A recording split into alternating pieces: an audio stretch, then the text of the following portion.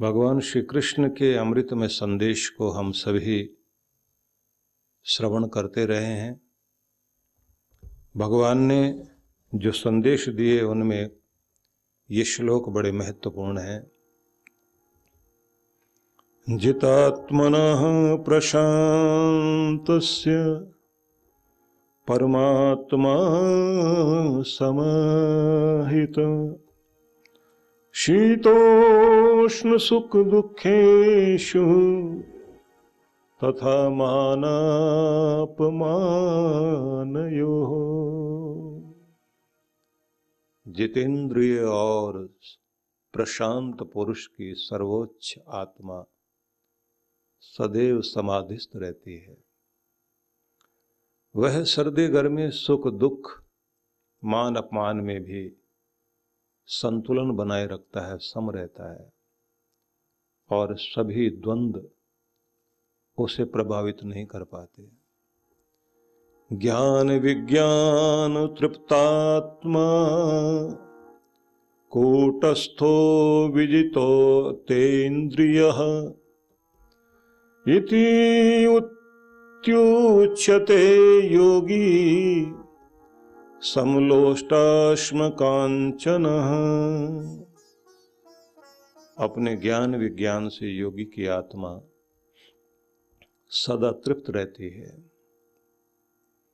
आध्यात्मिक ज्ञान से तृप्त आत्मा जिसने इंद्रियों को जीत लिया है उसके लिए मिट्टी और ढेला, पत्थर और स्वर्णखंड उसमें कोई भेद नहीं होता, समान होता है। ऐसे योगी को ही युक्त योगी कहा गया है। आइए विचार करते हैं। जितात्मनः प्रशांतस्य परमात्मा समाहितः। जो भी इंद्रियों को जीतकर अपने स्वामित्व को प्राप्त कर गया, ऐसा जो भी जितात्मन है, स्वयं को जिसने जीत लिया है, स्वयं का जो मित्र बना, स्वयं का जो स्वामी बना, जिसके भीतर उसकी वृत्तियां उसे नहीं चलाती, उसके अंदर के विकार उसे नहीं चलाते, वह स्वयं का स्वामी होकर अपनी ऊर्जा का सही दिशा में उपयोग करता है। ऐसा व्यक्ति जो प्रशांत है, पूर्ण रूप से शांत, स्थिर चित्त जिसका स्थिर है, परमात्मा समाहितः, उसके अंदर परमात्मा के साथ तालमेल होने के कारण वह समाधिस्थ की अवस्था में आनंदित रहता है। कहा गया शीतोष्ण सुख दुखेषु तथा मानापमानयोः। मान अपमान में, सुख दुख में और गर्मी सर्दी आदि जो द्वंद्व है उसमें उसका संतुलन बना रहता है। तो यहाँ 3 शब्दों का प्रयोग बड़ा अद्भुत किया। शीतोष्ण, सुख दुख, मान अपमान। तीनों का संबंध 3 जगह से है। शीतोष्ण का संबंध शरीर से और मान अपमान का संबंध वह हमारी बुद्धि से। सुख दुख का संबंध हमारे मन से। श्री कृष्ण अद्भुत ढंग से समझाते हैं कि शरीर से भी संतुलन साधना सीख जाए, मन से भी संतुलन साधना सीख जाए और बुद्धि भी संतुलित हो जाए, तो ये मान हुआ है या अपमान हुआ है इसका निर्णय करती है बुद्धि, क्योंकि बहुत विचार करेगी, निर्णय करेगी। हंसकर बात बोल दी गई तो बुरी नहीं लगी, और अगर कोई अच्छी बात भी गुस्से से बोल दी गई तो फिर वो बुरी लग गई। सारा मान अपमान तो बुद्धि ही निर्णय करती है।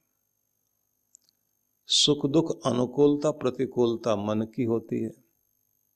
ये मन के अनुकूल है या मन के प्रतिकूल है, तो जो भी अनुकूल है, अनुकूल वेद नियम सुखम, प्रतिकूल वेद नियम दुखम। मन को जो अनुकूल लगता है वही तो सुख है, जो मन को प्रतिकूल लगता है वो सुख है ही नहीं। किसी को कोई चीज अनुकूल लगती है, किसी को कोई अनुकूल लगती है, किसी के लिए कुछ रुचिकर है, किसी के लिए दूसरी चीज रुचिकर है। तो इसलिए सारा सुख दुख मन का है। गर्मी सर्दी आदि का प्रभाव न मन पर है न बुद्धि पर है, वो तो तन पर है। तो श्री कृष्ण ने 3 भागों में बांट दिए संसार के सारे द्वंद्व,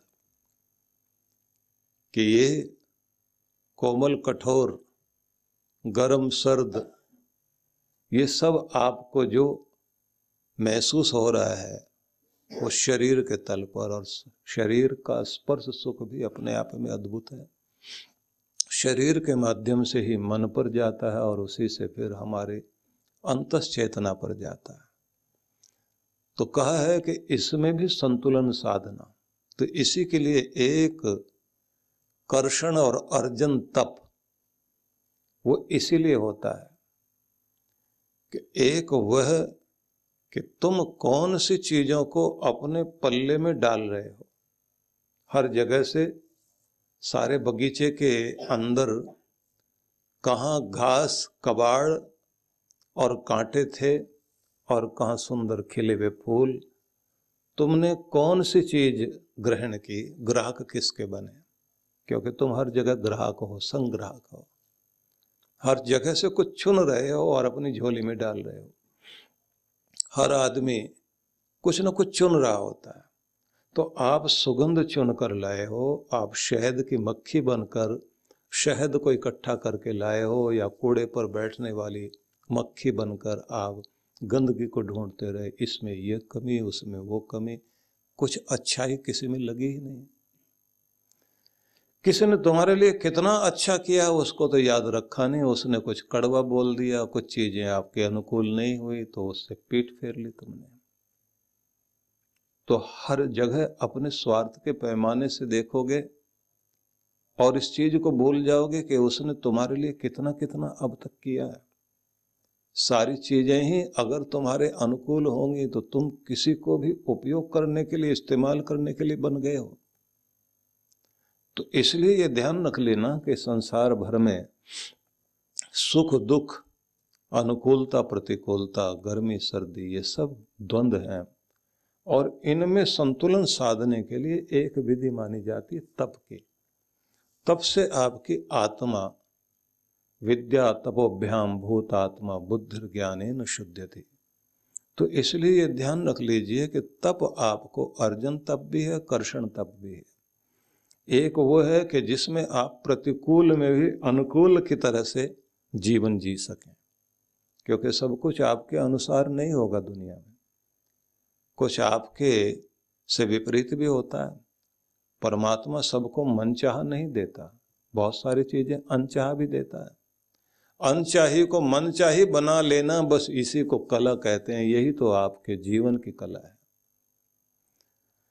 तो इसको जब आप जो है सीख जाते हैं कि प्रतिकूल अवस्था में भी अनुकूलता ढूंढकर उसमें रह सकें आप, और आनंद के साथ रह सकें, क्योंकि आपके सामने अपना लक्ष्य होता है। छोटी छोटी बातों में तुनक मिजाज होकर के नहीं रहना होता। तो इसी को कहते हैं जिसका मूड अपने वश में है, मनोदशा जिसकी अपने वश में है। तो ऐसा व्यक्ति जिसको उन्होंने कहा जितात्मना। तो यहां ध्यान रख लीजिए कि सुख दुख में, गर्मी सर्दी में, हानि लाभ में और मान अपमान में, जीवन के समस्त प्रकार के जितने भी द्वंद्व हैं, संयोग है, वियोग है, लाभ है, हानि है, सुख है, दुख है, गर्मी है, सर्दी है, संयोग है, वियोग है, लेना है, देना है, आना है, जाना है, पाना है, खोना है, दिन है, रात है, उन्नति है, अवनति। इस तरह से आप भेद करते चले जाइए। ये पूरा संसार इन 2 भागों में बटा हुआ है, और इन 2 किनारों के बीच ही जिंदगी बहती है। जीवन क्या है? निर्झर है। जीवन क्या है? निर्जर है, मस्ती ही इसका पानी है। सुख दुख के दो किनारों से चल रहा राह मनमानी है। ये दो राह, दो किनारे हैं जिनके बीच से होकर जिंदगी की धारा बहती है। तो कभी किसी तरफ, कभी किसी तरफ। और दर्शनकारों ने इस बात को लिखा, योग दर्शन का भाष्य करते हुए व्यास भाष्य आप पढ़ें तो बहुत अद्भुत कुछ चीजें कही गई हैं कि वृत्तियां उठती रहती हैं चित्त में, तो हर्ष की और शोक की। तो हर पल ही दोनों वृत्तियां उठती हैं, एक आंख में आंसू और एक में खुशी। ये दोनों लेकर के आप जीवन जीते हैं। दोनों में संतुलन बना करके आप जब जीने लग जाते हैं, तब इसे कहा जाता है कि आप वो योगी बन गए हो जहां परमात्मा का प्रेम और उसकी शांति और उसकी कृपाएं उतरा करती हैं। आगे जो है उन्होंने बड़े सुंदर ढंग से समझाया, ज्ञान विज्ञान तृप्तात्मा कूटस्थो विजितेन्द्रिय युक्त इत्युच्यते योगी समलोष्टाश्म कांचन।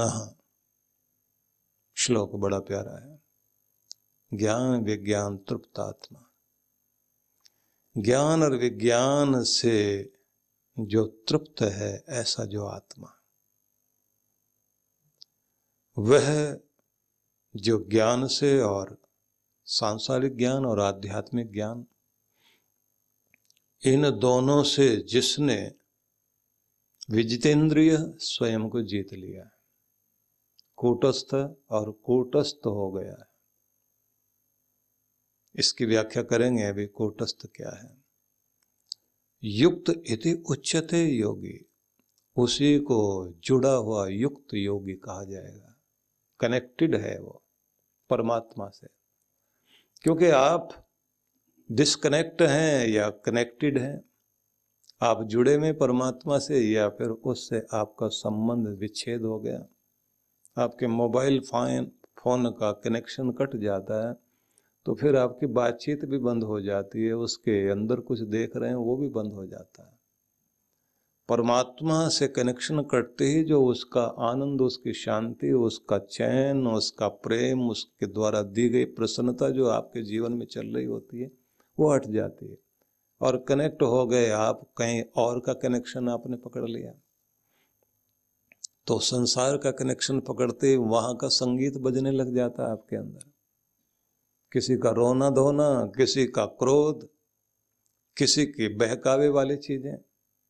तो आपके अंदर कहाँ किससे संबंध जुड़ गया है आपका, कहाँ आप कनेक्टेड हो गए हैं। तो इसलिए उसको युक्त शब्द से कहा गया। तो ये बात ध्यान रख लीजिए कि उसके बाद एक और शब्द कहा गया है कि जो तृप्त हो गया है, ऐसे तृप्त आत्माएं, संतुष्ट आत्माएं, जिनके पास में किसी तरह के लोभ लालच की आवश्यकता नहीं रही है, जिनके पास में जो कहते हैं कि बहुत है, पर्याप्त है, जो भी कुछ हमारे पास है। क्योंकि भगवान ने सबको बहुत कुछ दिया, लेकिन सब कुछ तो नहीं दिया। लेकिन जो बहुत कुछ है उसी में जो आनंदित है, उसी में जो तृप्त है। सब चीजें सबके पास नहीं होती। जीवन में यही एक समस्या होती है कि जो नहीं है उसी का दुख हमें सारे जीवन भर रुलाता है, उसी की तरफ ध्यान ज्यादा जाता है। ये होता तो कितना अच्छा होता है। दुनिया क्या है? जादू का खिलौना है। मिल जाए तो मिट्टी है, खो जाए तो सोना है।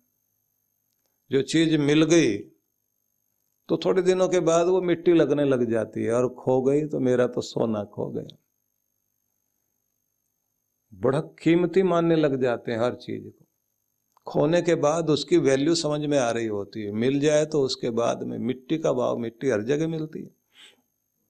तो इसलिए जिसने अपने अंदर तृप्ति अनुभव कर ली, तो उस योगी के लिए कहा है समलोष्टाश्म कांचन। समलोष्ट अश्म कांचन, तीन शब्द कहे हैं। लोष्ट से मतलब है मिट्टी का ढेला, अश्म का अर्थ हो गया पत्थर, कांचन का अर्थ हो गया स्वर्ण, सोना। उसके सामने सोना पड़ा है, पत्थर पड़ा है, मिट्टी पड़ी है, सब बराबर लगती है, नहीं उठाएगा व्यक्ति, ध्यान ही नहीं देगा। मेगास्थनीज ने जो भारत में यात्री आया था 6वीं शताब्दी में, उसने जब भारत में घूमकर यहाँ के लोगों को देखा तो बिहार के एक भाग में उसने सोने की एक छड़ डाल दी और कई दिनों के बाद आकर देखा कि वो वहीं वैसी ही जहां उसको गाड़ के गए थे आदि ऊपर दिखाई दे रही। तो राह के साथ लगाई, पगडंडी के साथ, तो लोग वहां से गुजरते गए लेकिन किसी ने उसको उठाया नहीं। तो एक आदमी से उसने कहा कि देखो ये सोना है सामने। बोले होगा किसी का, ले जाओ घर में, कीमती चीज है। तो उसने कहा, उस बूढ़े व्यक्ति ने, कि दूसरे की पाप की कमाई लाकर अपने घर की सुख शांति बिगाड़ लूं और अपने बच्चों का मन बिगाड़ लूं, ऐसी पराई जिसमें मेरी मेहनत नहीं है और मेरे द्वारा कुछ भी उसमें पुरुषार्थ नहीं किया गया, ऐसी दौलत दौलत नहीं होती, ऐसा धन धन्य नहीं करता, तो उसे ले जाके हम क्या करेंगे। तो वो बहुत आश्चर्यचकित हो गया। और अब आप जरा देख लीजिए कि लोगों के मन में ये है कि दौलत तो दौलत होती है, वो तो अच्छी बुरी नहीं होती है, कैसे भी कमाओ आप, कुछ भी करके पैसा आपके पास होना चाहिए, क्योंकि जो पैसा है, क्योंकि उसके बाद के नीतिकारों ने लिखा ना, सर्वे गुणा कांचनम आश्रयन्ति। सद्गुरु श्री सुधांशु जी महाराज द्वारा मानव सेवा को समर्पित संस्था विश्व जागृति मिशन वर्ष 1991 से धर्म, समाज एवं मानवता की सेवा में संलग्न है। यह संस्था 90 मंडलों, सेवा केंद्रों के माध्यम से न केवल भारत अपितु देश के बाहर अनेक देशों में सेवा के कार्य कर रही है। संस्था की स्थापना से लेकर अब तक विगत 30 वर्षों में जहां लोगों को सन्मार्ग पर प्रेरित करने के उद्देश्य से गुरुवर ने 7000 से अधिक प्रवचन दिए हैं, वहीं देश के राज्य की राजधानियों व प्रमुख नगरों में लगभग 40 आश्रम, 25 मंदिर, सत्संग भवन व ध्यान साधना केंद्रों का निर्माण हुआ है। दिल्ली में करुणा सिंधु धर्मार्थ अस्पताल एवं फरीदाबाद के आरोग्य धाम अस्पताल में लाखों जरूरतमंद रोगियों का उपचार व ऑपरेशन किया गया है। अनाथ गरीब बच्चों के लिए सूरत में अनाथाश्रम, दिल्ली एवं कानपुर में गुरुकुल, फरीदाबाद में ज्ञानदीप विद्यालय, मुरादाबाद में सृजन प्राइमरी स्कूल, झारखंड के रुक्का खूंटी गांव में आदिवासी बच्चों के लिए 2 पब्लिक स्कूल समेत दिल्ली में उपदेशक महाविद्यालय भी बनाया गया है। इन शैक्षणिक संस्थाओं में लगभग 2500 बच्चों को शिक्षित व संस्कारित किया जाता है। दिल्ली के आनंदधाम आश्रम में जहां वृद्धाश्रम एवं वानप्रस्थ संचालित हैं, वहीं आश्रम की कामधेनु गौशाला में 125 गौओं की सेवा की जाती है। कामधेनु गौशाला की तरह ही देश के प्रमुख नगरों में 7 अन्य गौशालाएं भी संचालित हैं। साथ ही पूजा पाठ, यज्ञ अनुष्ठान से लोगों में धार्मिक भावना जागृत की जाती है। गरीब जरूरतमंद महिलाओं को सक्षम बनाने के लिए जहां कई तरह के प्रशिक्षण दिए जाते हैं, वहीं गरीब कन्याओं के विवाह में सहयोग भी किया जाता है। प्राकृतिक आपदा जैसे कि बाढ़, भूकंप, तूफान आदि में जहां मिशन द्वारा प्रधानमंत्री राहत कोष में सहयोग किया जाता है, वहीं जैसे वर्तमान में चल रही महामारी कोरोना संकट काल में जरूरतमंदों को भोजन, राशन किट व सांसों के संकट से जूझ रहे जरूरतमंद मरीजों को देश विदेश से मंगाकर ऑक्सीजन कंसंट्रेटर बांटे गए। मानव सेवा को ईश्वर भक्ति मानते हुए सेवा परमो धर्म के भाव से विश्व जागृति मिशन के सेवा कार्य निरंतर जारी हैं। आइए मिशन के सेवा पथ पर बढ़ते कदमों में कदम से कदम मिलाकर चलें और मानवता की सेवा में दान सहयोग कर पुण्य के भागीदार बनें।